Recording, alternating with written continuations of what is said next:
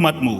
Dan tiba saatnya kami masuk ke tempat Maha Kudus Tuhan untuk mendengarkan firman Allah, berdiam diri karena tabir bait Allah sudah terbelah dan kami bisa mendengar langsung akan suara Tuhan melalui kebenaran firman Tuhan. Terima kasih Tuhan Yesus, kami bersyukur dan kami siapkan hati kami untuk kami dengar firman-Mu di dalam nama Tuhan Yesus Kristus.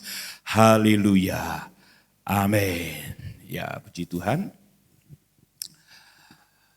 Ya, hari ini harusnya tamu Bapak Ibu, tetapi saya minta tamunya itu minggu depan karena sehubungan dengan firman Tuhan yang ini berseri, karena kemarin seri 1 Bapak Ibu. Kalau nanti dilompati takut saya nanti lupa Bapak Ibu ya, dan kebetulan hamba Tuhan itu sendiri, teman saya sendiri, jadi bisa dinego untuk apa ya. Jadi tadi Pak saya telepon kembali, bisa dinego. Baik Bapak Ibu, kemarin kita sudah belajar, coba slide yang tengah-tengah dek, yang supaya tidak ya terus sampai yang di berjalan itu terus yang sampai tidak takut terus. Oke, terus oh ya. Kemarin kita belajar ini Bapak Ibu, kita tidak boleh takut ya untuk masuk di tahun 2025, dan karena hidup ini adalah pertandingan iman. Dan semua akan mengikuti perlombaan itu, dan Rasul Paulus berkata, aku mengakhiri pertandinganku dengan baik, dengan mengikuti aturan main yang Tuhan adakan dalam perlombaan itu. Lalu kita tidak boleh takut, kenapa? Ya, slide berikutnya. Ya, kenapa nggak boleh takut? Klik ya, karena Tuhan apa saudara? Menetapkan. Nah, kalau sudah mulai di sini ingat khotbah kemarin, betul ya? Ya, jadi kemarin ini lalu lagunya apa? Tuhan menetapkan. Itu kemarin saya nyanyi itu ya. Jadi Tuhan menetapkan langkah-langkah orang percaya. Ya, apabila ia jatuh pun tidak sampai tergeletak karena ada siapa? Ada tangan Tuhan yang menopang tangan kita. Slide berikutnya. Lalu kenapa kita tidak boleh takut? Karena Tuhan beserta kita, Dia Immanuel. Ya, Dia janjikan Allah yang menyertai kita. Dunia ini gelap, maka Dia berjanji menyertai kita melalui kelahirannya. Terus slide berikutnya, ya, sekalipun aku berjalan dalam lembah ini, kata Mazmur 23 ayat 4. Kita tidak boleh takut sekalipun berjalan di dalam lembah kekelaman. Kenapa nggak boleh takut? Karena gadamu, tongkatmu itu yang akan menghibur dan menyertai kita. Terus slide berikutnya, ya, lalu kita nggak boleh takut kenapa? Karena Tuhan akan mengubah apa saudara? Yang tidak mungkin menjadi. Ini harus kita imani Bapak Ibu ya. Ya, Dia akan mengubah yang tidak mungkin menjadi mungkin. Lalu slide berikutnya. Lalu Mazmur 84 ayat 7. Terus slide berikutnya. Nah, coba baca sama-sama. 1, 2, 3. Mereka berjalan makin lama makin kuat. Terus? Ya, tujuannya adalah Sion. Tujuannya adalah surga. Ya, tujuannya adalah rumah Allah, bait Allah. Maka kita tidak akan pernah capek kalau tujuannya adalah itu. Dan terus slide berikutnya. Ya, ayo bergerak maju. Mewujudkan mimpi kita. Ya, jangan berhenti. Ya, yuk kita kembali ke slide paling atas. Dengan tema yang sama, bagian pertama kita sudah jelaskan bahwa Tuhan akan menyertai kita, Tuhan akan menuntun langkah kita nggak boleh takut karena kita hanya melewati lembah saja, ya itu. Nah, terus bergerak maju bersama dengan Tuhan. Mari kita lihat ayatnya, ya. Ibrani 12, ya, Ibrani 12 ayatnya yang pertama dan ayat yang kedua. Ayatnya sama dengan kemarin, cuman ini kemarin belum saya jelaskan Bapak Ibu ya, ini belum saya jelaskan. Mari kita baca bersama-sama, yang ibu-ibu akan membaca, ibu-ibu atau wanita akan membaca ayat 1, lalu bapak-bapak dan kaum laki-laki akan membaca ayat yang kedua. Mari ibu-ibu, 1, 2, 3.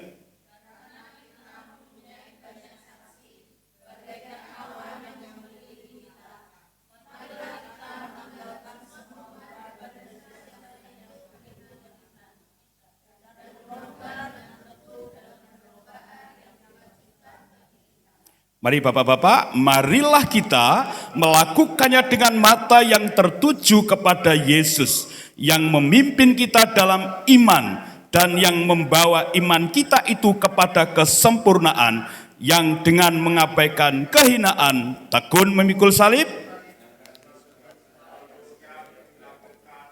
Yes. Hidup ini adalah perlombaan yang diwajibkan Tuhan.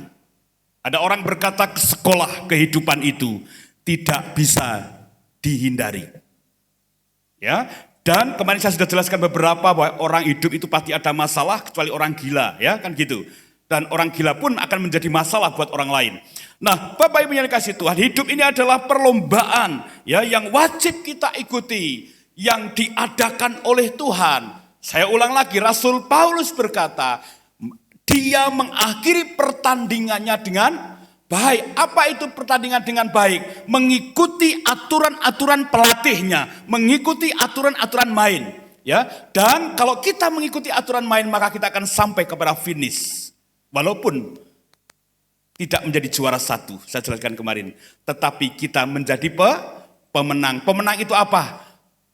Bertahan, berlari sampai akhir finish.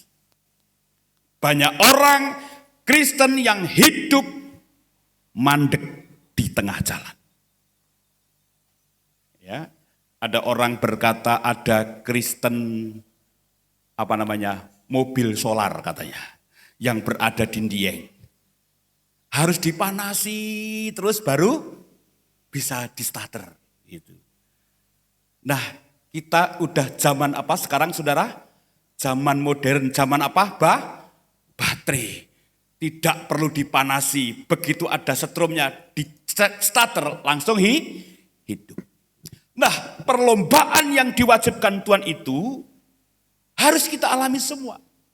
Nah, dalam pertandingan ini ada aturan yang namanya tidak boleh berhenti Bapak Ibu. Kalau berhenti namanya bukan ikut pertandingan Bapak Ibu. Nah, mari saya akan jelaskan pertama. Kenapa? Ya, masih di situ, jangan berubah dulu. Ya, sebelum Om suruh jangan berubah dulu. Jadi kenapa orang tidak bisa bergerak maju? Kemarin saya sudah ajak Bapak Ibu untuk kita terus bergerak maju. Tapi ternyata ada sebabnya. Orang tidak bisa bergerak maju ya. Sekarang slide yang terusnya. Yang pertama, yaitu lepaskan beban yang merintangi atau dosa yang belum dibereskan. Ibrani 12 ayat 1 berkata begini, karena kita mempunyai banyak saksi bagaikan awan yang mengelilingi kita. Artinya banyak orang yang melihat kehidupan kita di sekeliling kita. Lalu ayat yang saya garis merah itu, yang saya huruf merah itu dikatakan apa? Marilah kita, apa saudara? Semua jemaat membaca yang huruf merah. Marilah kita menanggalkan semua beban dan dosa Bapak Ibu. Ini yang membuat orang tidak bisa maju. Ini yang membuat orang tidak bisa berhasil. Karena ada beban yang merintangi. Karena ada ada sesuatu yang gandoli. Ada sesuatu yang belum dibereskan yang namanya dosa Bapak Ibu. Pertanyaan buat kita, kenapa goal kita belum tercapai? Jangan-jangan kita masih hidup di dalam dosa. Kenapa goal kita tahun 2024 tidak tercapai? Jangan-jangan karena ada beban yang merintangi. Dan beban itu yang tahu adalah Bapak Ibu sendiri. Tapi firman Tuhan katakan, marilah kita meninggalkan Bapak Ibu. Beban itu jangan dibawa terus.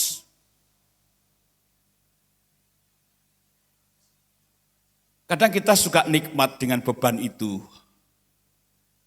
Ya. Sehingga kita berat untuk berjalan. Saya mau tanya kepada Bapak Ibu Saudara. Sini Pak Gideon.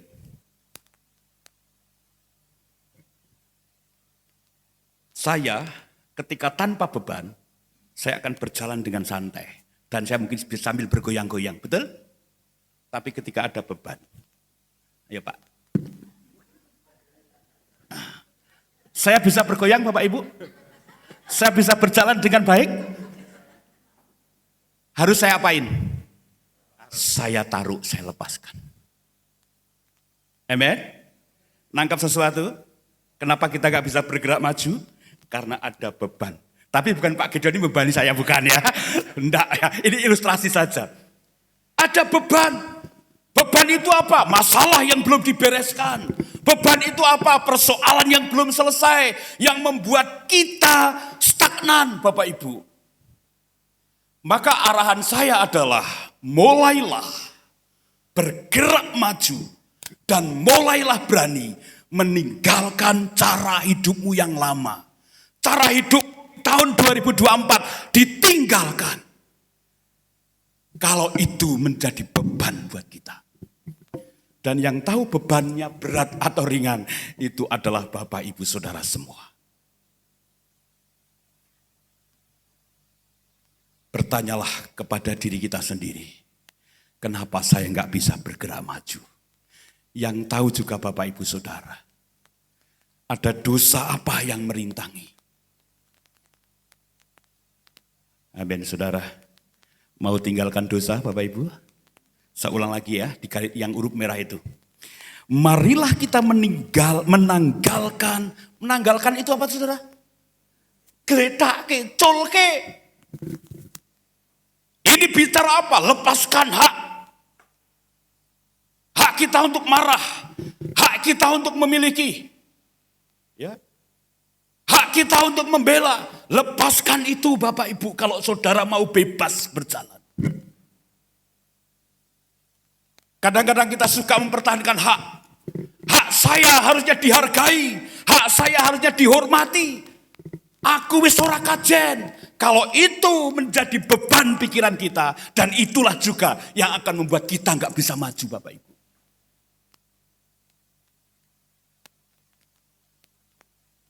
Apapun beban yang saat ini merintangi Bapak Ibu Saudara.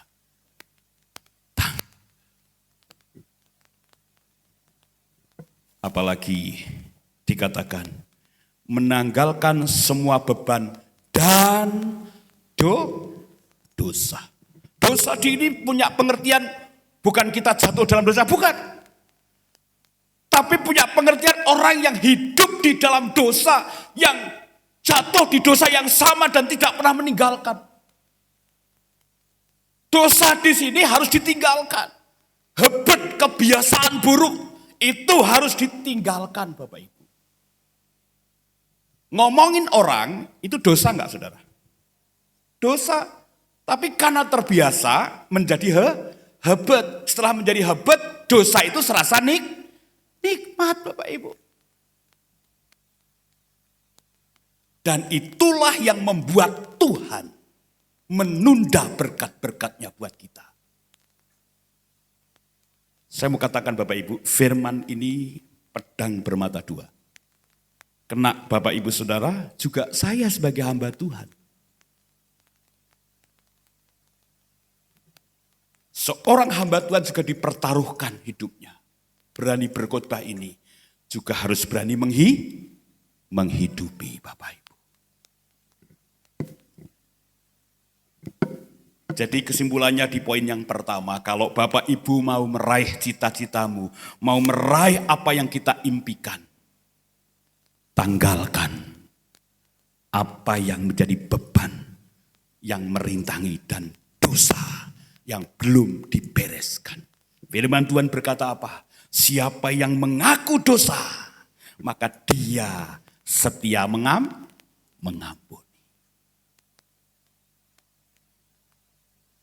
Yang kedua Bapak Ibu, karena ini ada rapat jadi cepat saja. Yang kedua, di ayat 2 berkata, marilah kita melakukannya dengan mata yang tertuju kepada Yesus. Bulan depan temanya adalah pengharapan. Nah, nanti saya akan jelaskan tentang pengharapan itu apa. Melakukannya dengan mata yang tertuju kepada Yesus. Perhatikan kalimat kata marilah kita, garis bawahi kata melakukannya.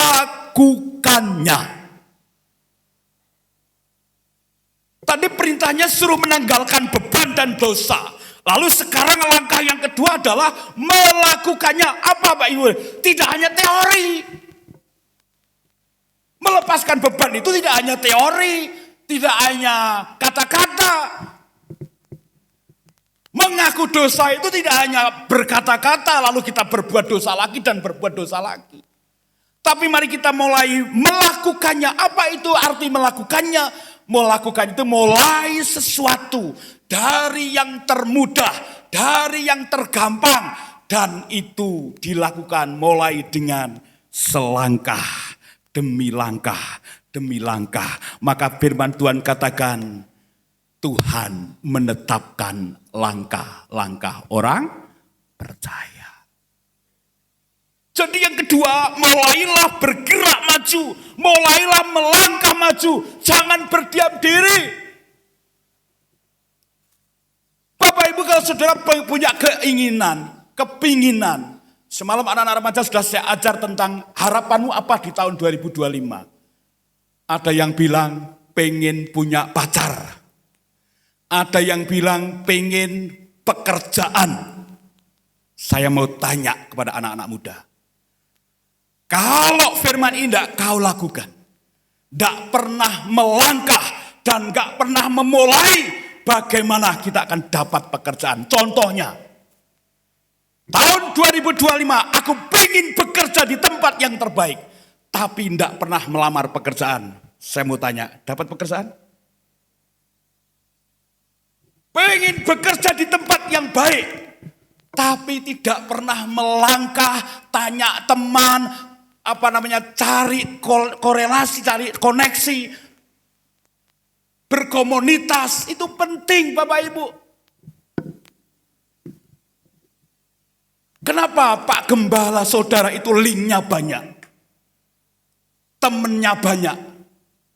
Karena salah satu kesuksesan seseorang adalah ketika dia mau berkomunitas, bersosialisasi, dan mau berteman dengan sebanyak-banyaknya orang. Kenapa saya bisa berkhotbah sampai di Ciamis Bapak Ibu? Kenapa saya bisa berkhotbah di GSJA, berkhotbah di GKJ, bahkan bukan gereja Pantai Kosta yang mengundang kami. Kenapa Bapak Ibu? Karena saya mau melangkah, mau berteman, mau jalin hubungan dengan baik. Bagaimana yang tahun ini pengen punya pacar, kalau tidak pernah kenalan dengan yang namanya pasangan hidup atau cewek atau cowok. Aku pengen punya pacar cantik, asik dikenal best saudara. Halo, entuk wong ayu ora? Pengen duwe pacar ayu sing dikenal wong elek-elek. Haleluya.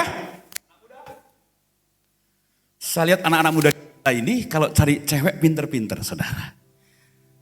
Cantik-cantik Bapak Ibu. Ya wedok ya cantik. Ning wedok elek ki ana rupane kok lanang kaya barongan ki ya ana wong wedok itu. Apalagi nek ngamukan ngono kae lak wis ora ayu meneh wedok ya itu Saudara. Betul enggak Saudara? Ayo wong lak ayu nek ngamukan ya to mendelik-mendelik ora sida ayu Bapak Ibu. Tapi saya percaya baik ibu-ibu, baik anak perempuan maupun anak cowok, kalian kalau cari pasangan hidup pasti yang terbaik. Supaya dapat yang terbaik, berusaha. Ya, berusaha, berkaca, gitu kan.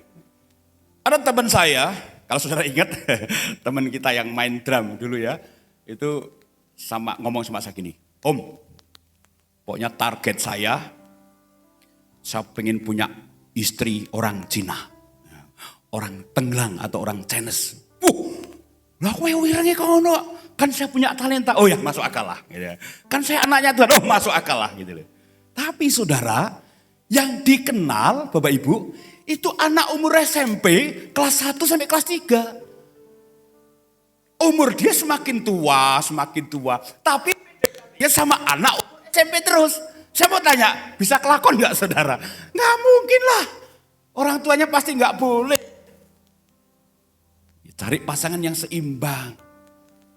Kan begitu Bapak Ibu. Jadi Bapak Ibu mulai melangkah. Tinggalkan beban, mulai melangkah. Tinggalkan dosa dan mulai berkomitmen untuk jadi lebih baik. Saya aminkan semua kata-kata Dharmaja tadi malam. Karena tidak ada yang pengharapannya jelek, enggak ada. Ada yang pengen punya rumah, ya, wes, amin. Tapi untuk punya rumah harus bekerja. Dan Tuhan yang akan memberkati pekerjaan kita. Yang penting apa Bapak Ibu? Melangkah. Melangkahnya dengan apa? Bekerja. Selain bekerja, menabung. Ojo thrifting, wahai saudara. Thrifting terus udah bisa nabung Bapak Ibu.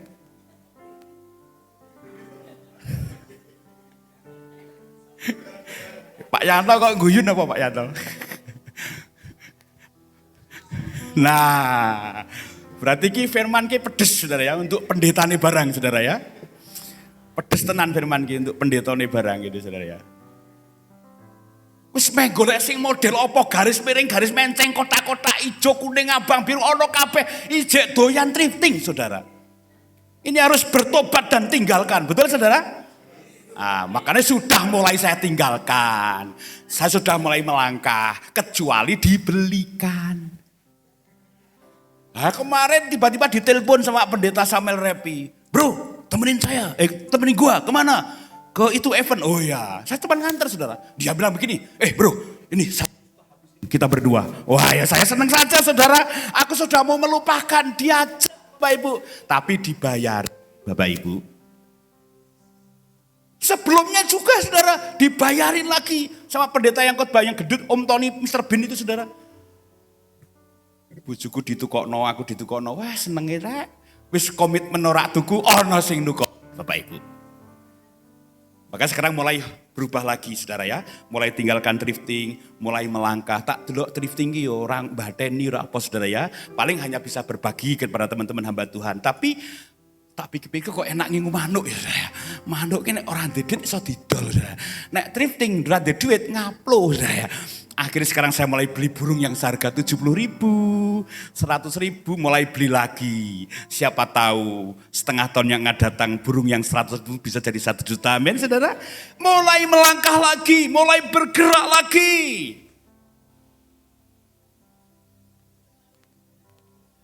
Orang pengen mobil, apa kemarin anak muda Om Timo mimpinya? Mimpinya Om Timo apa? Kamu kalah saya sama anak muda. Pengen mobil Ford Everest. Ini ompong harus ngomong Ford saudara ya. Ford Everest. Wah, harganya berapa Pak? 125. Lah kok sih mobil sing lama buat pelayanan tetap enggak dijual. Lah Pak Timo iso tuku? Iso. Lah sekondi ono sing nukoke ya saudara. Lah piye cari ono sing nukoke? Ya berbaik terus kepada semua orang. Ketika saya baik sama orang, kebaikan saya akan dikenang orang. Satu saat orang itu diberkati Tuhan, dia akan ingat saya. Amin Bapak Ibu Saudara. Amin Bapak Ibu. Sama. Kalau Bapak Ibu jalin hubungan dengan baik dengan banyak orang, maka Bapak Ibu akan punya banyak teman. Dan Bapak Ibu ketika bisnis, apa saja akan mudah karena teman kita banyak Bapak Ibu. Kalau kita bicara melangkah Bapak Ibu, kita bukan tipe orang perjanjian lama atau dikatakan Kristen mula-mula. Kristen mula-mula itu kita lihat akan ada sebuah 2 mujizat Bapak Ibu. Ya, yaitu mujizat ketika Musa mengacungkan tongkatnya sehingga Laut Merah terbelah menjadi 2. Dan yang kedua adalah ketika Yosua dan para imam membawa tabut Allah menyeberangi sungai Yordan. Apa yang terjadi Bapak Ibu dengan 2 mujizat ini? Sama-sama mujizat. Yang pertama, mujizat yang dilakukan oleh Musa dan bangsa Israel Ya'ad itu melihat mujizat dulu. Dengarkan baik-baik ya. Melihat mujizat dulu orang Israel dan Musa. Ada mujizat dulu. Laut terbelah menjadi dua. Lalu bangsa Israel mulai apa saudara? Melangkah. Saya mau tanya ibu saudara, berapa tahun menjadi Kristen? Apakah perlu melihat mujizat dulu baru percaya? Nah lalu dengan imam dan Yosua pada waktu itu, ketika dia mau menyeberangi sungai Yordan, air itu tetap penuh Bapak Ibu. Tapi begitu imam pembawa tabut Allah itu bersama Yosua melangkahkan kaki, plus air itu berhenti seperti bendungan Bapak Ibu.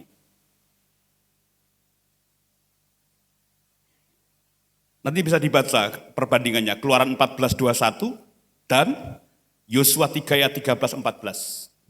Saya enggak sempat bagikan pagi ini karena waktunya mengejar. Tapi saya mau menyimpulkan. Perhatikan ya dari kalimat saya ini. Sama-sama mujizat. Baik mujizat terjadi dulu maupun beriman dulu, menginjak dulu. Yang penting adalah dimulai dengan satu langkah, dua langkah. Betul tidak? Ketika orang Israel melihat mujizat, mereka melangkah maju. Ketika Yosua dan imam harus ke sana, walaupun ada air, ada tantangan, dia tetap melangkah dan berjalan maju, tidak mundur. Saya bayangkan ya, seandainya Yosua dan para imam ketika, wah sungainya penuh, lalu balik. Sampai tujuan enggak? Nggak sampai. Tapi dengan iman percaya Yosua melangkahkan kaki itu. Dan akhirnya sungai itu seperti bendungan. Dan orang-orang itu bisa lewat. Yang penting adalah Bapak Ibu, setelah kita menanggalkan beban, tetap melangkah maju walaupun berat. Tetap bergerak maju walaupun berat. Saya pernah katakan kepada Bapak Ibu Saudara, kalau tidak bisa terbang, berlarilah. Kalau tidak bisa berlari, berjalanlah. Kalau tidak berjalan, merangkaklah. Kalau nggak bisa merangkak, ngesoto, saudara. Lu tenang. Coba Bapak Ibu lihat di jalan-jalan itu. Orang ngesot-ngesot, nyuwun mas, ngesot-ngesot, nyuwun. Dia sedang berusaha Bapak Ibu untuk cari apa? Nafkah. Mungkin tahun 2025 ini sudah berkata berat Pak Gembala. Tapi saya mau katakan seberat apapun. Mulai melangkah walaupun kakinya gemetar. Amin Bapak Ibu. Orang yang mau melangkah pasti ada mujizat. Coba slide terus berikut. Ya terus. Ya stop. Kenapa saya tunjukkan gambar ini Bapak Ibu?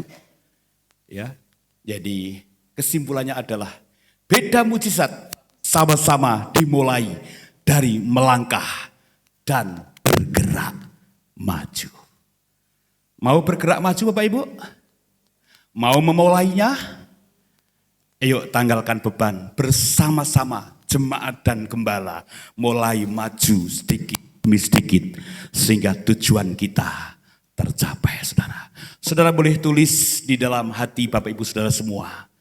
Ya, apa yang Bapak Ibu ingin capai di tahun ini. Taruh dalam pikiran saudara dan saudara mulai bergerak. Mulai dengan sesuatu yang baru Bapak Ibu. Mari kita akan tundukkan kepala kita. Engkau ada bersama. Engkau ada, C. Engkau ada bersamaku, amin, haleluya. Di setiap musim hidupku, haleluya. Tak pernah